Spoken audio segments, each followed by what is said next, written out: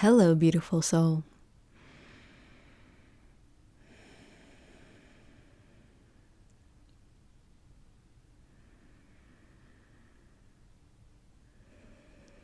We're breathing right now. Feel free to join.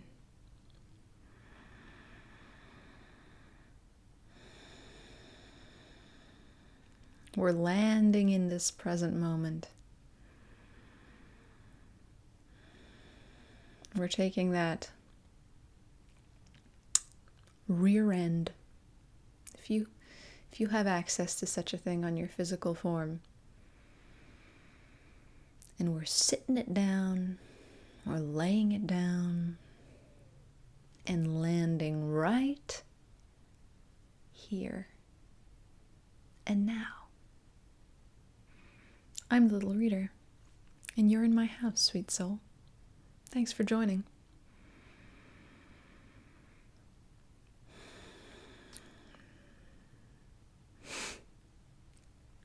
I'm in the promised land. Right here on the other side of your screen. And you don't need the coordinates or the address. Although if you'd like to work one-on-one, that link's down below. It's not that at all. The promised land. The legendary location through which many have sought externally. Ooh, I hear a mosquito. That mosquito's about to land on the promised land in a second. Ouch. So many people have sought this place. A location, a destination. And even if we're not going through the entire ancient story of migrating or moving regions to find this land, I believe the mythos is that it's a land flowing with milk and honey. Even if we're not on the spiritual train, for instance, we're just, living, man. We still look for the promised land. We've just renamed it. Our mind, bless its heart, which it doesn't have. That explains a lot. It's just renamed the promised land to a single word. Can you guess what that is? Pleasure. Pleasure. Pleasure of thought. That which stimulates the dopamine and other happy chemicals. If not pleasure of thought, then siphoning the experience of pleasure from our form, our body. And I'm certain that you can think of a wide variety of physical bodily pleasures that the mind also enjoys. And the mind, an interesting character indeed, can even derive pleasure from pain and suffering, genuine pain and suffering. I don't mean sexy pain. I mean from shame and guilt and rumination, frustration, rage, because ultimately the mind derives pleasure simply from having your attention and your awareness in it. And it may come as a shock to you, beautiful soul, but the mind is not only not the final destination for human consciousness, but it's also only a small fraction of the possible total human experience. And now you're catching on, beautiful soul. Pleasure isn't in the mind. The promised land isn't in the mind. The promised land isn't outside in the world of form either. It's not a delicious chocolate milkshake. It's not in the skin of a lover. It's not in material security. It's not in a great car, although we sure do love one. The promised land, the pleasure, bliss, ecstasy, a peace that surpasses intellectual understanding.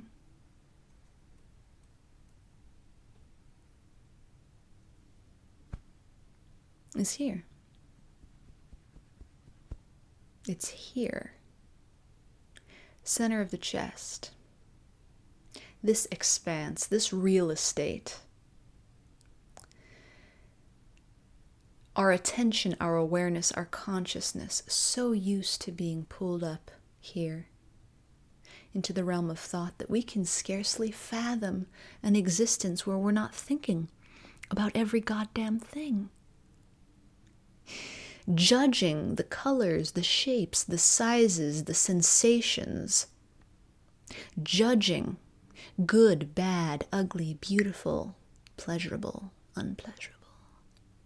Judging successful, failure, hero, loser, trouble, good news. Most of us can't fathom an existence outside of that. Huh? What do you mean? Live a life that's not through the lens of my mind? Come again? But what I've been sat on this floor here in this lovely, lovely promised land, a place that is such because of a quality that resides here, to tell you today is that not only is there a life outside of your mind, but the life outside of your mind is your destiny. And entering the promised land is your destiny. It's available now, but you may enter it later. And that's okay. You don't get extra points for getting there sooner. That would be a mental judgment. Ooh, good. All in its own time, beautiful soul. All in its own time.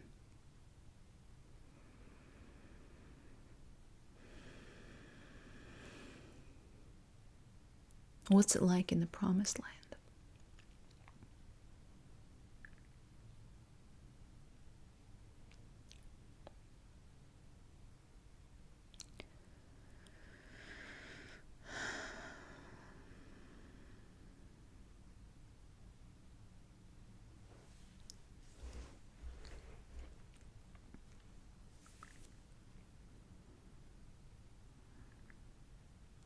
It's still and peaceful. And that's enough. It's abundant, overflowing love that seems to be connected to everything. And when you tap into this fount of love, it begins to overflow all over the place, and there's no need to restrict the flow because it's an unlimited supply. In the promised land, there's a direct telephone to the divine. And it doesn't need to be an intellectual voice, and it doesn't necessarily come as words. And there's no diminutizing, and there's no infantilizing. There's no judgment whatsoever, and this voice and presence of divinity sees you not as some pathetic weakling, but instead as its greatest creation. And in the promised land, inspiration flows and trust flows, and the desire to laugh and feel an inexplicable ecstasy flows. It's like uncorking the happiest pill. But unlike the happiest pill or the happiest drug or the happiest substance, and believe me, your humble host has sampled her fair share, the pervading, grounded sense of peace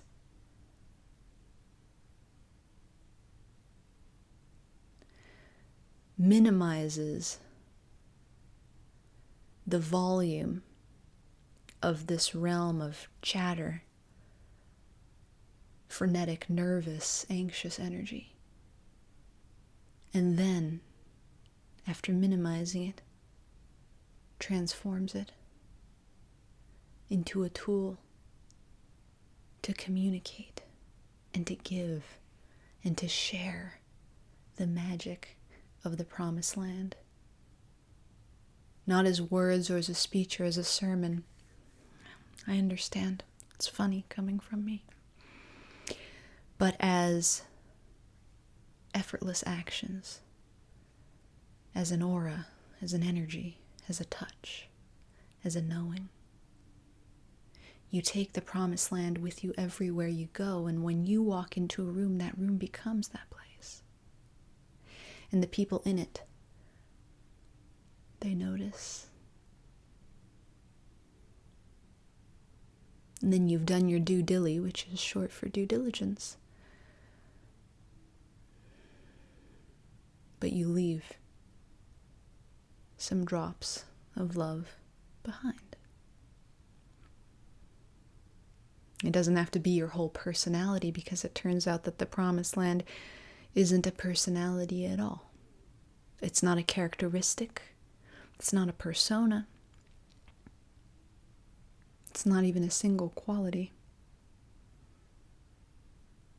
It's just the truth. And it will only serve to enhance the gifts innate to you, the talents innate to you, and the purpose innate to you. And you won't always be there 24/7 or 25/8, and that's okay. Because it turns out the whole thing is the promised land. The distinction that we've all been missing this whole time is just whether or not we've allowed ourselves to feel it.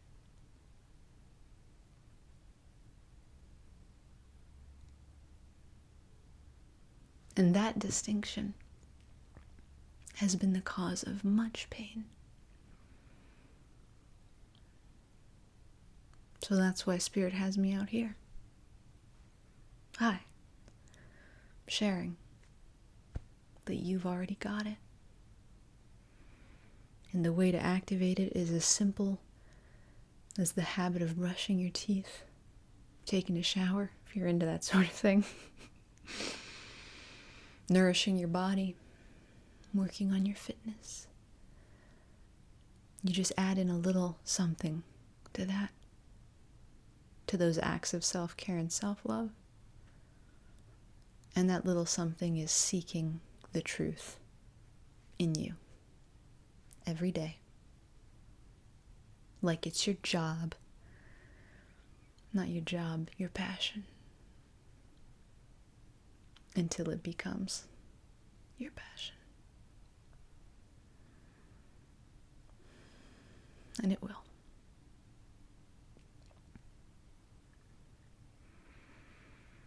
That's where we're leaving it today, beautiful soul. Thank you so much for joining me, sharing the space with me. It's an honor to share it with you.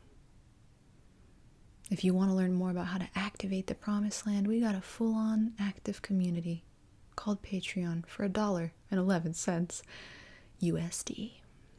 You're welcome to join, dive into the meditations, get familiar with the community, and rock your socks right off. Until we meet again, I'm sending you all of the love I've got. It's always more, and it's never less. Because you, my sweet friend, you are so very worthy of it.